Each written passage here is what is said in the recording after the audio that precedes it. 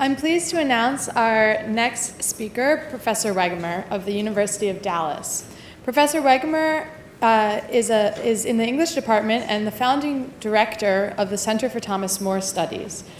He currently is co-editing the essential works of Thomas More, scheduled for publication in 2019 by Yale University Press. And he serves as an editor of Moreana, the international journal on Thomas More and his times. He teaches courses in Shakespeare, Thomas More, and the English Renaissance. Appropriately, we will be hearing him speak to us on Shakespeare, the Book of Sir Thomas More, and the Common Good. Please join me in welcoming Professor Wegemer.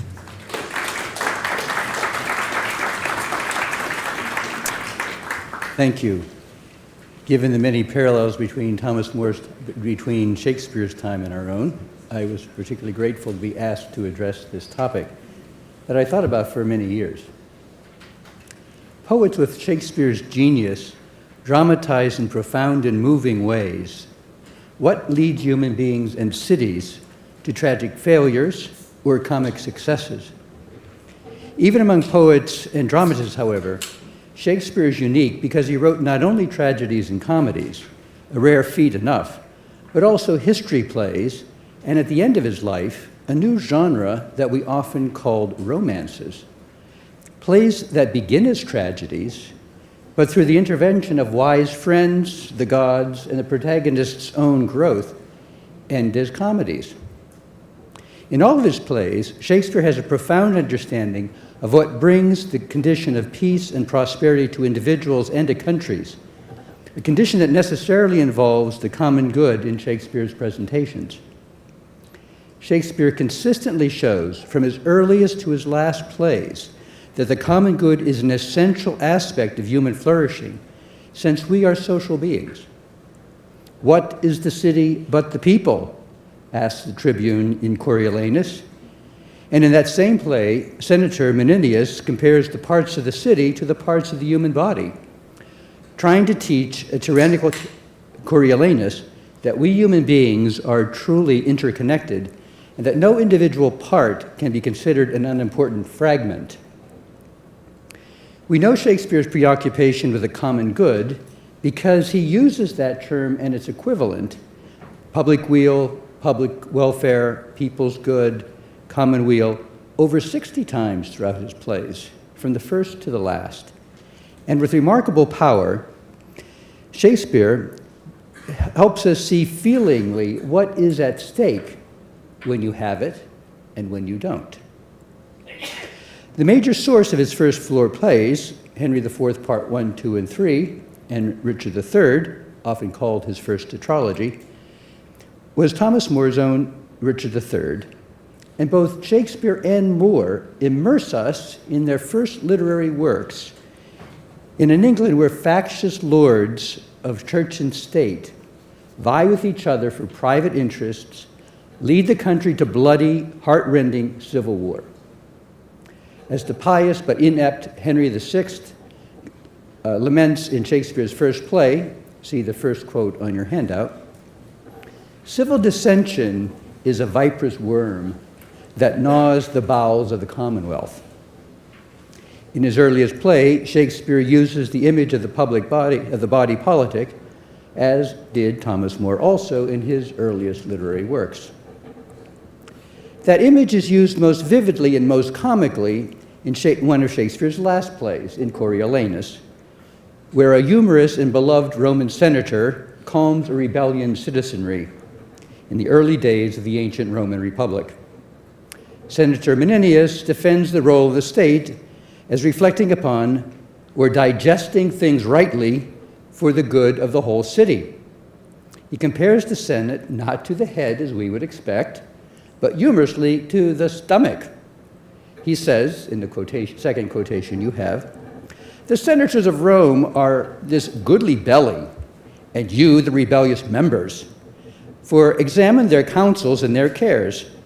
Digest things rightly, touching the weal of the common.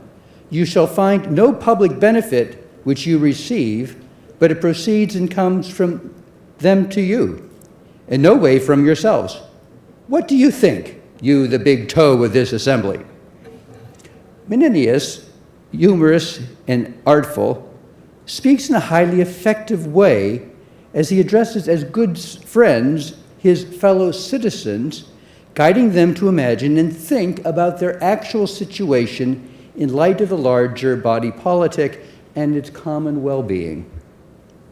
The play ends, however, as a tragedy, because the most powerful leading citizen at the time, Coriolanus, does not acquire self-knowledge, remains blinded by his passions, and looks down on his fellow citizens, calling them fragments because they refuse to see his superior greatness.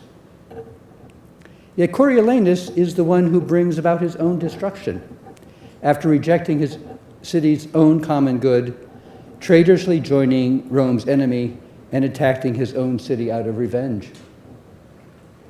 In Shakespeare's first three plays, from 1589 to 1592, there are 18 direct references to the public good, the people's welfare, the country's benefit, the commonweal, the commonwealth, and their common well-being. Humorously, but also tragically, there is in Shakespeare's second play, Henry VI, Part 2, a utopia imagined and advanced in which, just like More in his utopia, all things are held in common, there's no money, and all lawyers are eliminated. Hence the famous line, quote, "First kill all the lawyers." But it's important to know that the line and the utopian scheme are those of Jack Cade, the hardened criminal and traitor with no concern at all for the common good. And in More's utopia, the scheme is that of a character called Hythlodaeus, whose name means speaker of nonsense, and who argues that the ordinary citizen's work for the common good is foolish and doomed to failure.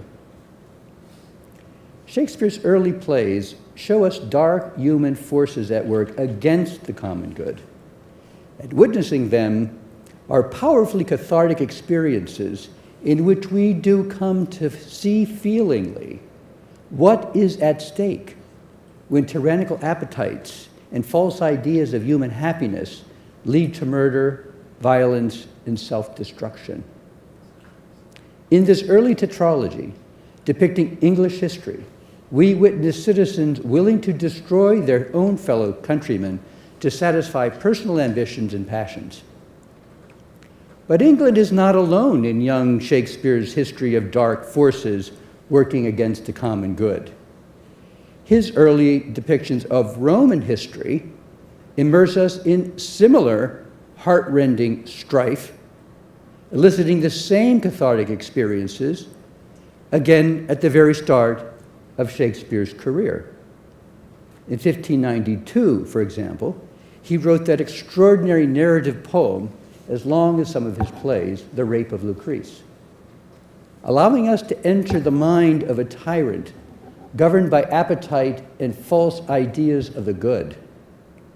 But more powerful and more cathartic, we enter the mind of Tarquin's victim, witnessing Lucrece's terror and piteous pleas before the rape, afterwards her extreme mental anguish, her calls for revenge on the tyrant rapist, culminating in her suicide in front of husband, friend, and father, experiencing all the more powerfully her call for revenge and for an end to Tarquin tyranny for the sake of Rome's common good.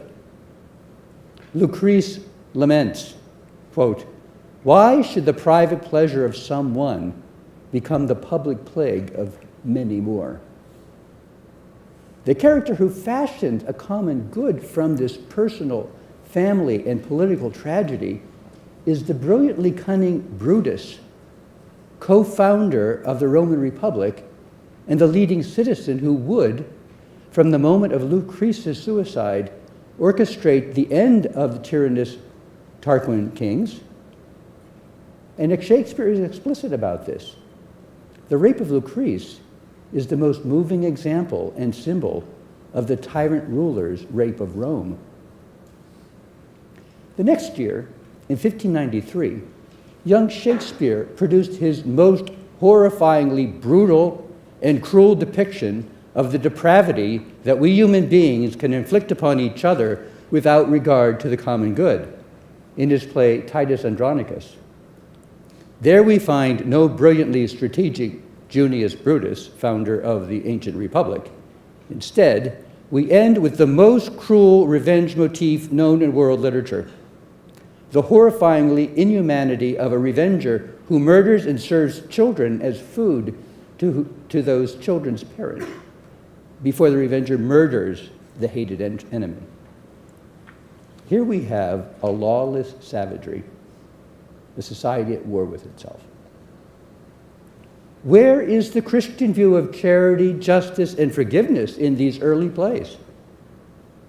In those first English histories, Joan of Arc is represented as a witch, cardinals and archbishops are among the worst Machiavels, and the pious Henry VI's inability to rule is attributed in the play to his pietistic naivete. In the other early plays, like Richard III and Titus Andronicus, Shakespeare seems to present an even darker view. In this context, the early 1590s version of the Book of Sir Thomas More comes as a surprise. It's a collaborative play. In the handwriting, we have the manuscript, of 5 London playwrights, including Shakespeare. In that play, More is presented throughout, not just in Shakespeare's hand, although his 2 scenes show this the best, as a wise statesman who brings about first his city's and then his country's common good. Towards the middle of the play, Lord Surrey is speaking to Erasmus before Erasmus meets More for the first time. Surrey, himself a learned poet, says of More, and this is the 3rd quote on your handout, "This little isle holds not a truer friend unto the arts." And the play, by the way, makes clear that these are the arts of liberty, the liberal arts. He's great in study. That's the statist's grace that gains more reverence than the outward place. Now shall you view the honorablest scholar, the most religious politician, and the worthiest counselor that tends our state. That study is the general watch of England. In it, the prince's safety and the peace that shines upon our commonwealth are forged by loyal industry. As already indicated, Shakespeare, especially in his last dramas, has wise counselors able to study and effect what is for the common good. Plays such an essential role that Shakespeare creates that new dramatic form of the romance, all of which, besides ending as comedies, show distinctively Christian virtues and concerns at work, especially charity and forgiveness, that give the protagonist the inner freedom to seek the real common good of a country. This early 1590s play, Sir Thomas More, is a mystery and a marvel. The only version we have is a prompt book, written out in the hand of Anthony Munday, a strongly anti-Catholic playwright and spy who brought a number of Catholics to their death. And yet this early version of the play is completely complementary to the condemned traitor, Thomas More, although it never gives reasons for More's arrest and execution. Instead, the play gives a series of humorous events by More, each one connected to establishing justice and the common good, enacting the, quote, marriage of wit and wisdom, which is not only the title of the play within the play, but the central and controlling theme developed throughout the play. Not surprisingly, this play never got past Queen Elizabeth's censor, although that censor, Edmund Tilney, wrote marginal instructions that, if followed, gave hope that the play might be performed. So in the early 1600s, either in the last years of Queen Elizabeth's life, when fears of civil war had arisen again, because there was no plans for succession to the throne, or in the early years of James' reign, when new hopes were abroad, 5 playwrights wrote additions to the play Sir Thomas More, responding to Tilney's instructions. Two of these editions are in Shakespeare's hand. Moore's only soliloquy in the play, at the beginning of Act 3, right after he becomes Lord Chancellor.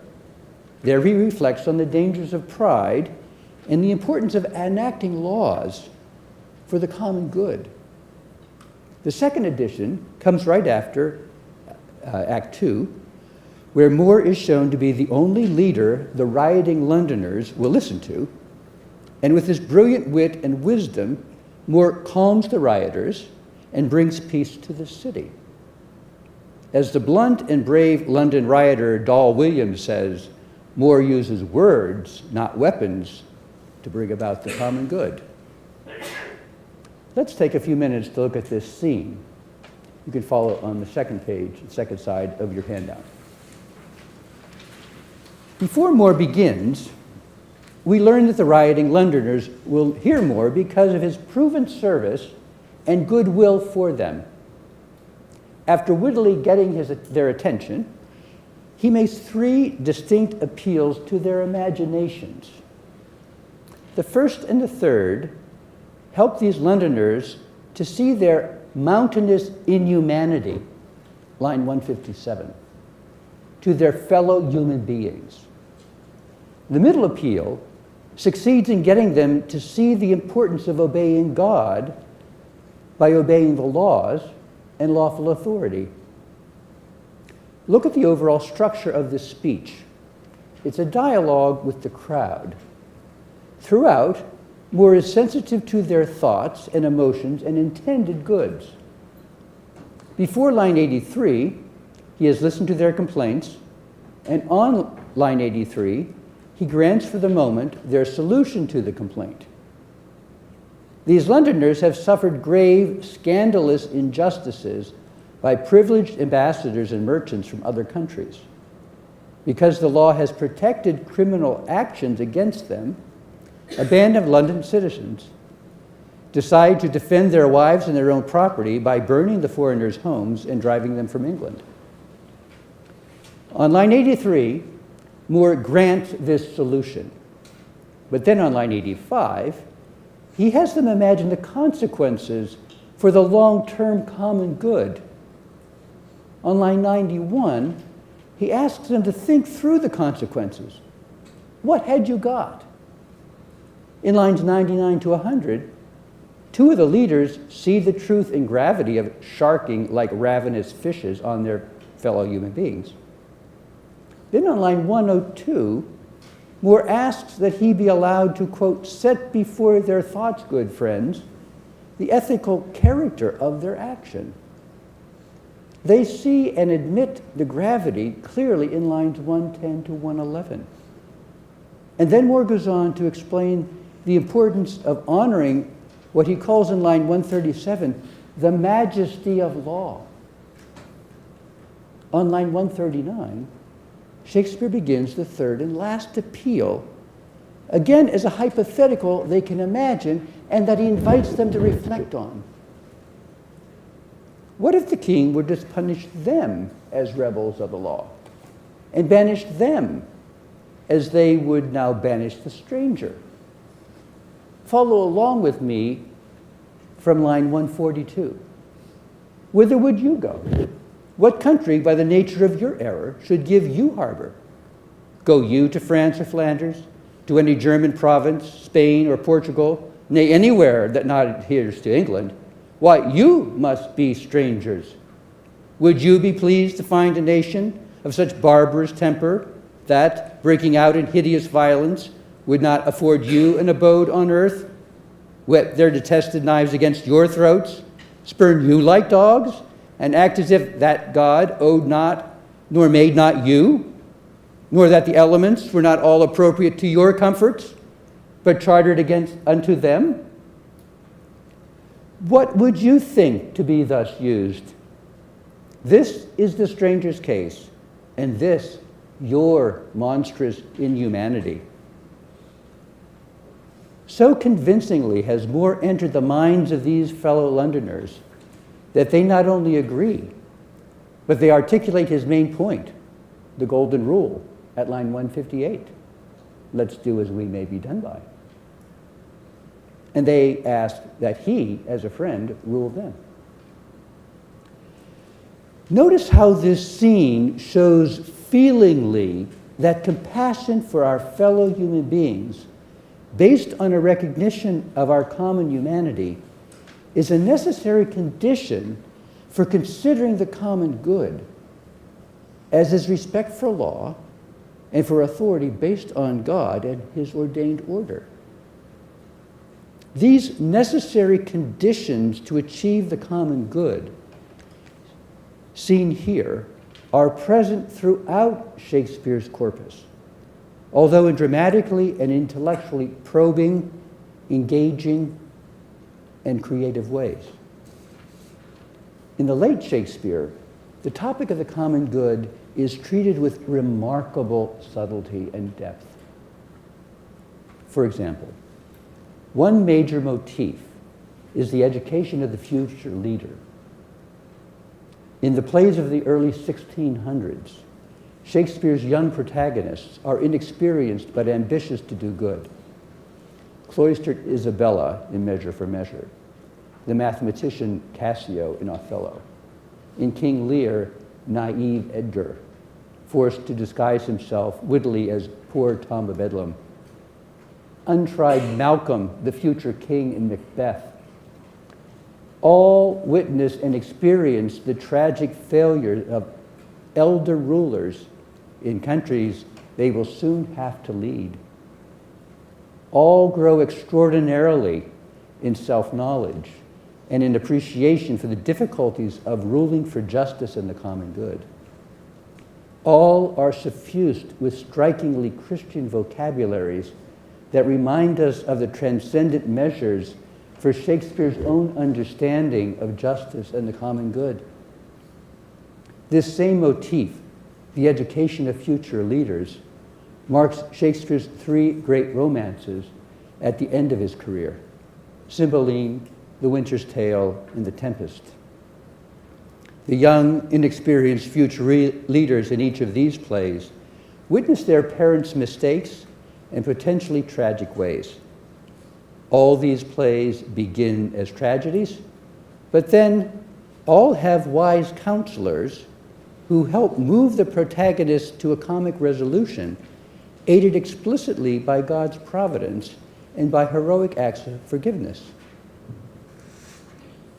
Instead of the destructive revenge seen in Shakespeare's tragedies and early histories.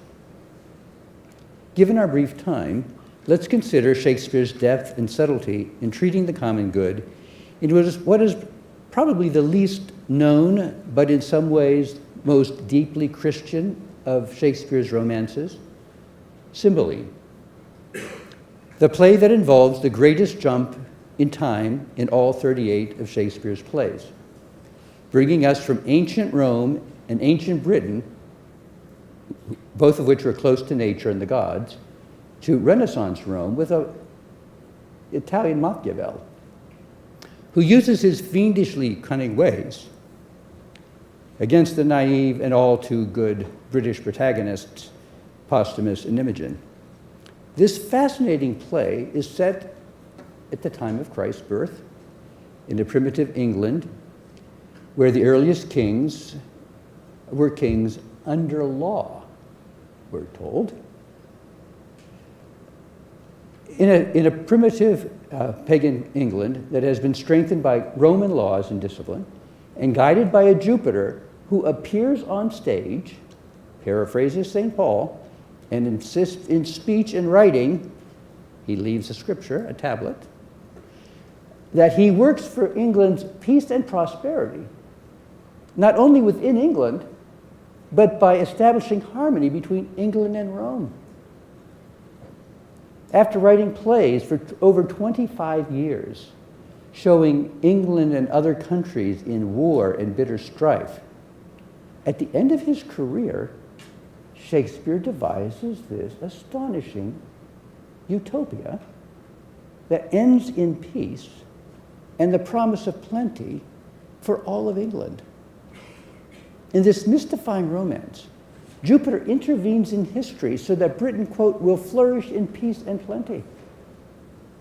And Jupiter appears on stage, comes in on an eagle, to explain in person his actions, leaving a written scripture to confirm his plans. This play is often judged to be hopelessly improbable and artistically deficient in such things as the 1500-year jump in time and the only dramatic deus ex machina scene in Shakespeare's corpus.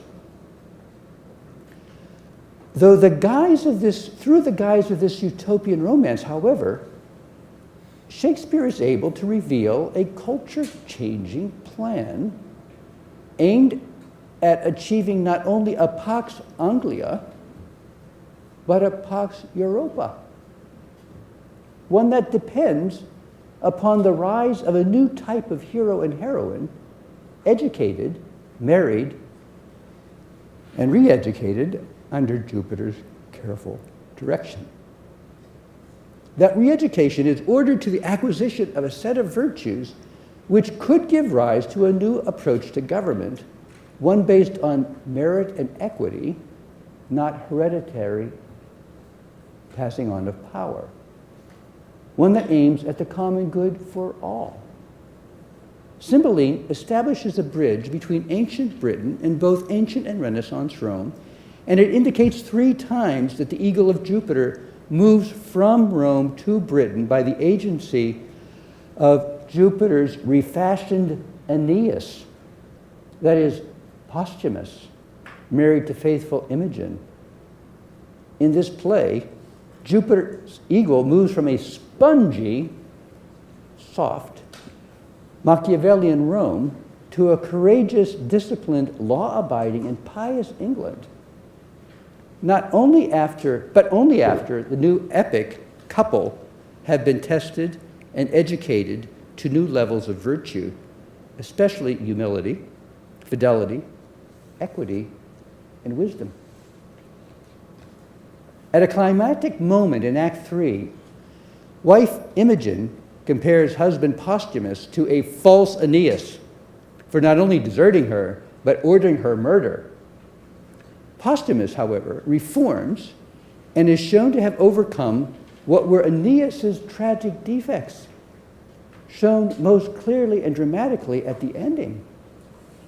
The Aeneid ends with Aeneas killing his enemy in revenge, his eyes rolling in fury, just as Dido's eyes had done as she killed herself, calling down revenge upon Aeneas.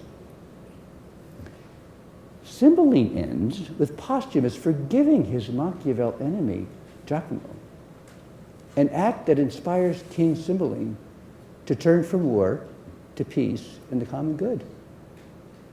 In contrast to Virgil's hero, who faces a most unhappy political marriage and centuries of unending wars of glory, the hero and heroine, whom Jupiter educates in Cymbeline, are marked in the end by deep infidelity in marriage, generosity in forgiveness, disinterest in personal, political, and military glory, and a rededication to a common good that looks beyond nationalistic borders for the sake of peace and prosperity of all. To finish, and to give a sense of Shakespeare's lifelong preoccupation with what we now call the common good and what he called the common good, I've given you a sampling of quotations from his corpus.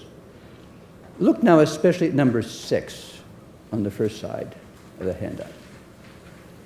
Number 6 suggests that the common good requires someone like that heroic Chief Justice in Henry IV, Part 2, who is, quote, busy for the Commonwealth at the risk of his own life, even if it means jailing the future Henry V. Or look at number 8, that suggests that the common good also requires discerning citizens like Williams in Henry V, who can see through arguments of ambitious archbishops and kings, who can publicly debate of Commonwealth affairs and claim their cause is good, while actually working directly against justice and the common good. At the beginning of these remarks, we looked at Shakespeare's thought-provoking catharsis induced by the horrors depicted in his tragedies and histories. If time permitted, we would also look at the laughter-producing humor of his comedies, as well as the power and splendor of his virtuous heroes and heroines, able to move us to consider the nobility and necessity of striving for the common good. Throughout his plays, Shakespeare shows there can be no public good without the power and splendor of personal virtues.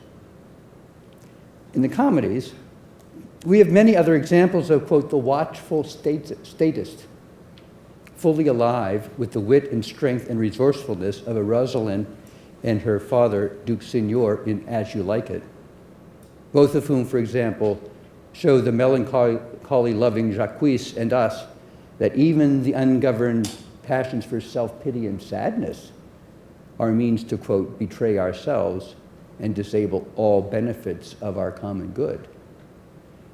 So deeply insightful Shakespeare is about the absolute necessity of virtuous people to have a public good. In the tragedies, for instance, the tragedy of King Lear, Edgar's heroic care for his father moves even his criminal brother to repent and to want to do good before he dies. In the romances, Imogen's and Posthumus's virtues move even the Machiavel Giacomo to reconsider and repent.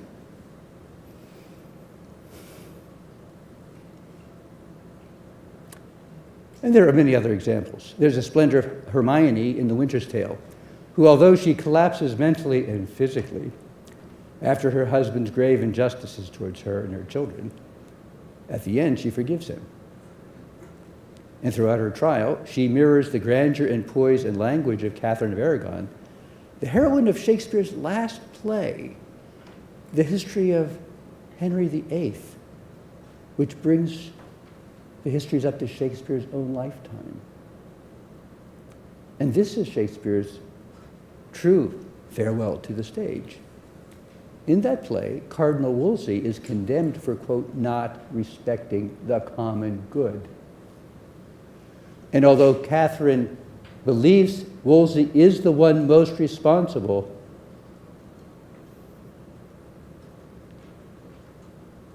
for destroying her own marriage, she forgives him.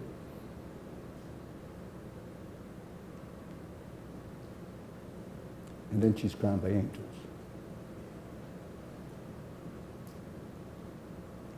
Then, of course, we have the witty and strong and resourceful Thomas More, whom 5 London playwrights agreed should be praised when their country desperately needed someone who would tend the common good with study and loyal industry. In his last play, Henry VIII, Shakespeare has Wolsey, fallen and disgraced, praise Thomas More as his successor as Lord Chancellor, expressing the hope that More, quote, number 9, would do justice for truth's sake and his conscience, predicting that if More did, he would, quote, sleep in blessings and have a tomb of orphans' tears wept on him, alluding to the Lord Chancellor's special duty to care for the most needy members of society, such as orphans. Wolsey then delivers one of Shakespeare's finest speeches, one Abraham Lincoln knew by heart and would recite by heart. It's an elegant, impassioned speech warning his young protege, Thomas Cromwell, against the dangers of pride. Wolsey advises him in, quote, number 10, lamenting just before his death, "Be just and fear not. Let all the ends thou aimest at be thy countries, thy gods, and truths. Then, if thou fallest, O Cromwell, thou fallest a blessed martyr. My integrity to heaven is all I dare now call mine own. O Cromwell, Cromwell, had I but served my God with half the zeal I served my king, he would not in mine age have left me naked to mine enemies." As Shakespeare reveals throughout his plays, striving for the common good requires considerable wit and wisdom and exceptional courage to do justice for truth's sake and conscience. Thank you.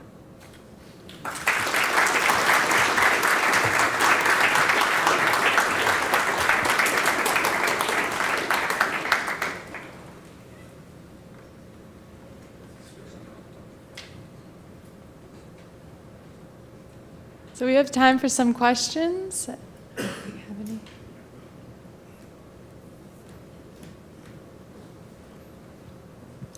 Thank you for that talk, Professor.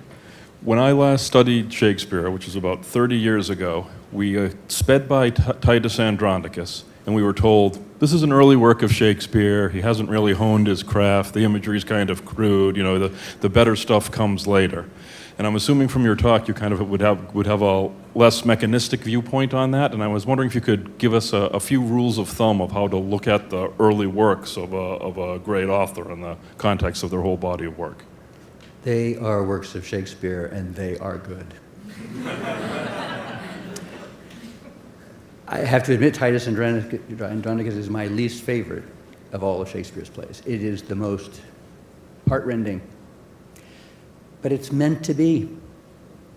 He is imitating Seneca's revenge tragedies. It's Seneca's art form to show Rome how corrupt they are and how much they have to change. Shakespeare does something similar to his fellow citizens who are killing each other.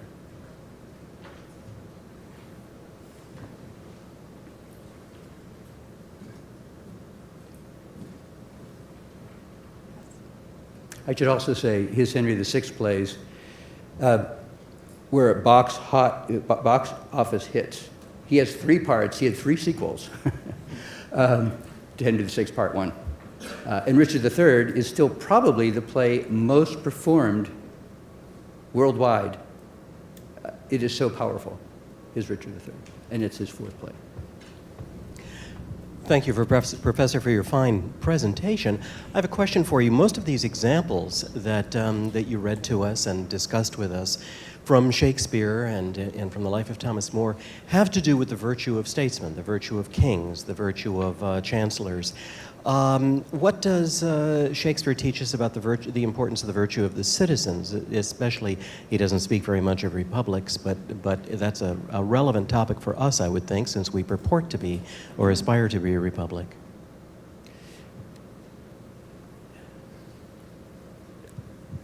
Again, Shakespeare is writing for a culture and a time that he knows intimately. And I think this is why it's so important we think about an example like this for our own time. We have to find ways of doing what Shakespeare did in his time for our time. He lived in a time of virtual absolute monarchy. It's very dangerous to write against the monarchy. There are lots of forces in Parliament and in society that are gradually building up the strength of Parliament and citizen virtue. But this is the interest of Shakespeare's sequence of Roman plays. Coriolanus has a very strong, virtuous citizenry. Menenius is an admirable senator. He loves the people, and he works for their good. More is not a member of the royalty, Thomas More. And in his earliest and latest plays, he draws upon More's own example in finding a way to speak to the culture that exists, but look beyond, look to what the culture aspires to, and then help cultivate those virtues. The comedies have much more to say about, I think, private citizen virtue, and you have magnificent, magnificent characters, like Rosalind, one of my favorite, and As You Like It.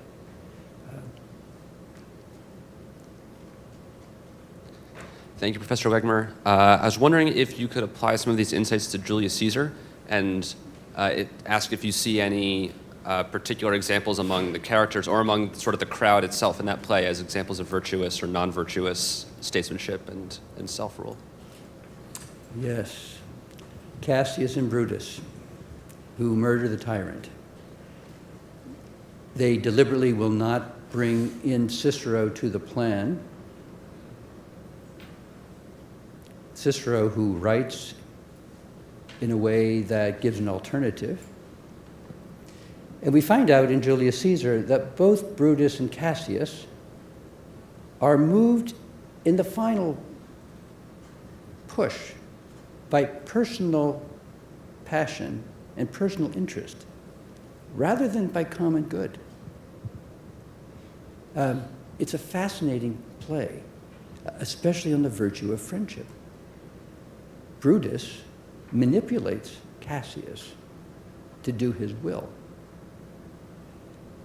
Cassius feels inferior to Brutus because Brutus does everything in the name of virtue.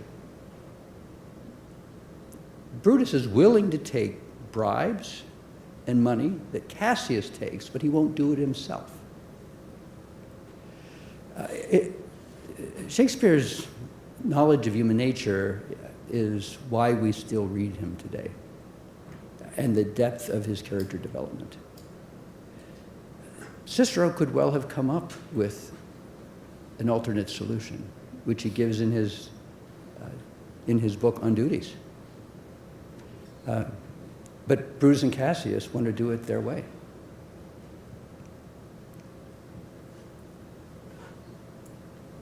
I think, for instance, one of the major themes you see in Shakespeare is what Cicero calls the leading citizen. Someone who is an important figure in the culture, in the city, dramatized,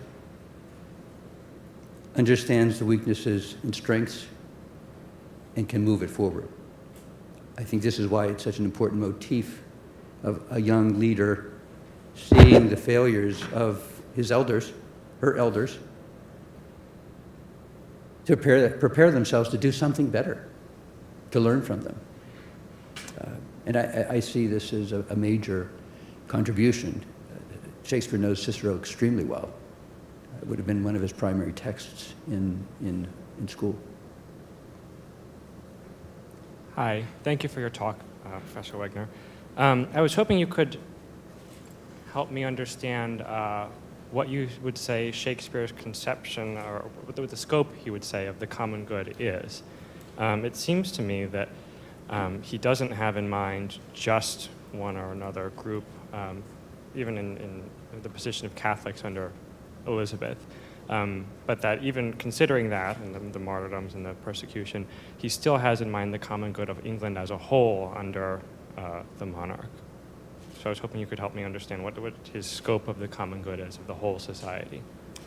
Shakespeare generally presents it as within the realm of law. In those first four plays that Shakespeare writes as a youth, law is referred to 55 times. In the late plays, law is also given a very important prominence.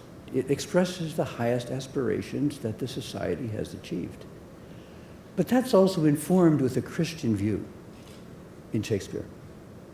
Charity, grace are present in Shakespeare's vocabulary, even when it doesn't fit chronologically. So it's both, and this is his brilliance, he's able to reproduce Roman culture true to Roman ideals. He's capable of reproducing Greek culture true to Greek ideals. But his major project is to dramatize English culture and suggest through imagery and through plots what its greatest ideals are. But always getting people to engage feelingly in what is at stake. Look at the consequences.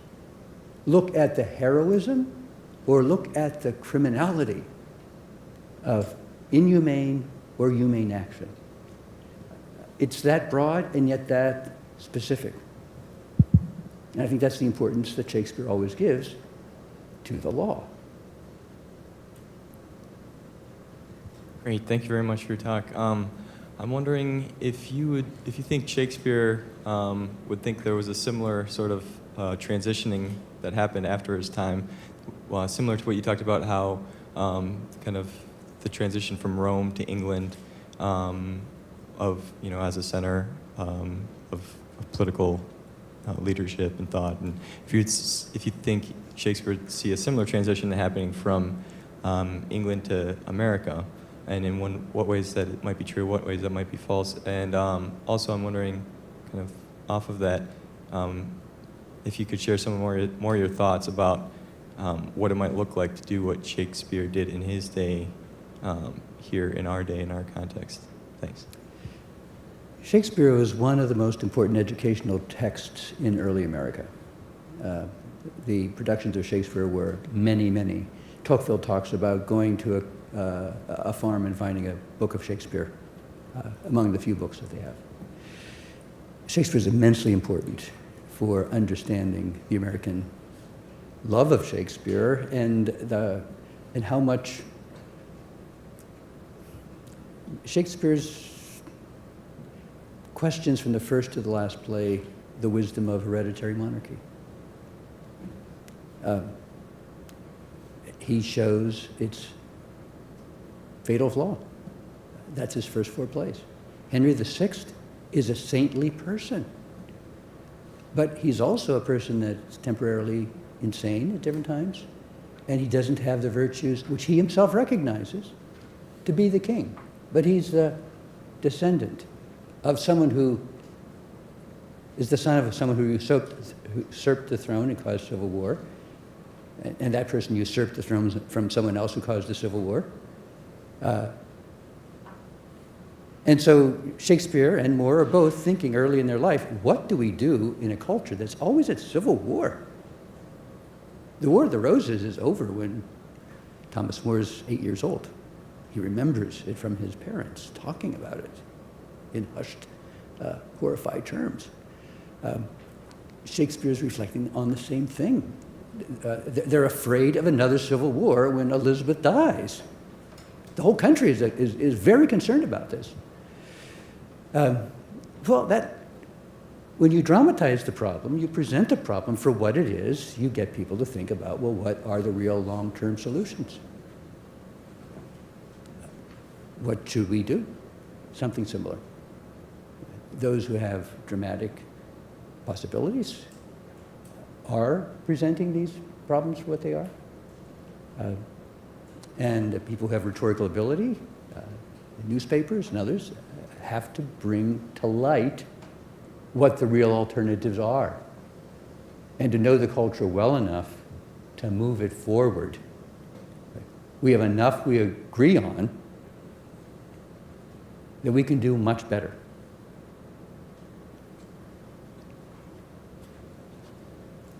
Professor, may I ask a question? In the last talk, we heard about the relationship between the common good and this idea of public order.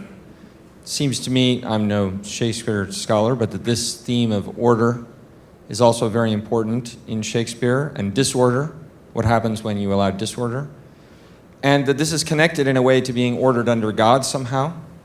Could you comment on that, the common good and the idea of order coming from God or disorder being introduced in Shakespeare? Shakespeare is often called the poet of nature, also called the poet of love, and the two go together. The nature of human beings is to love, and Shakespeare has some of the greatest love poetry in his works.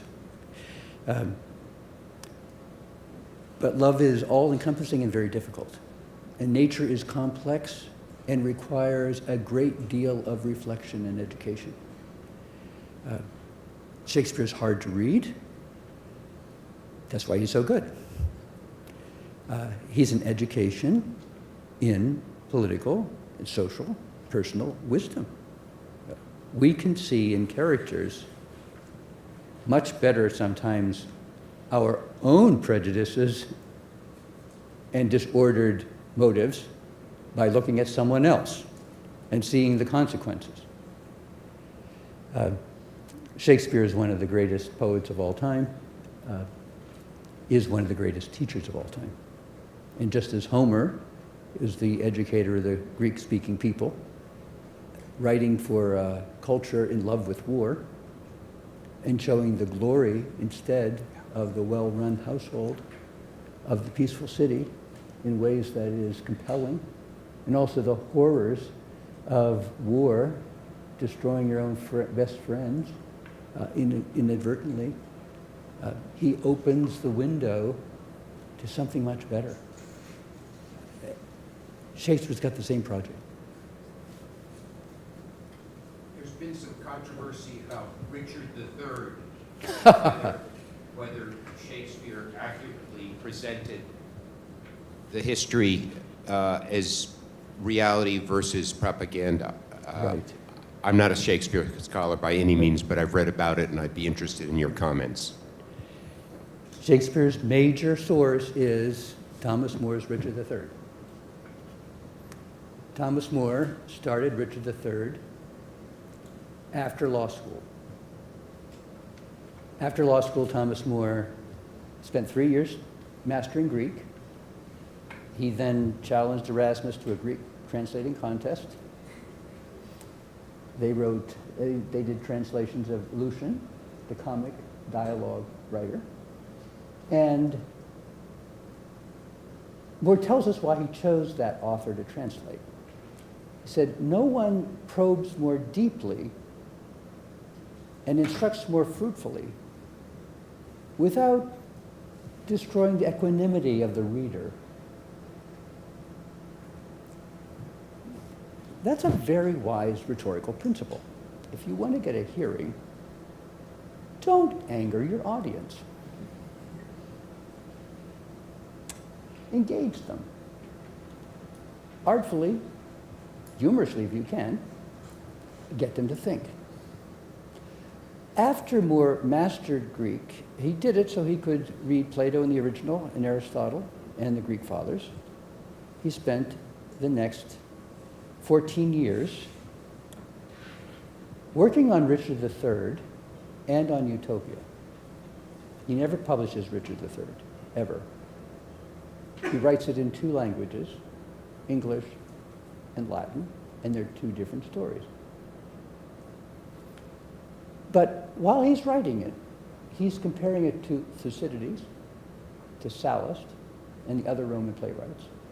And he's asking himself, what's distinct about English culture and history? And what's common in terms of tyranny and injustice and problems of rule by law? And he comes up with this brilliant work, Richard III. And it's meant to be a work of literature and that is like Plutarch, who's another major source. So yes, More's Richard III makes up speeches like Plutarch that we wouldn't know about. But he's convinced, and he tells us in the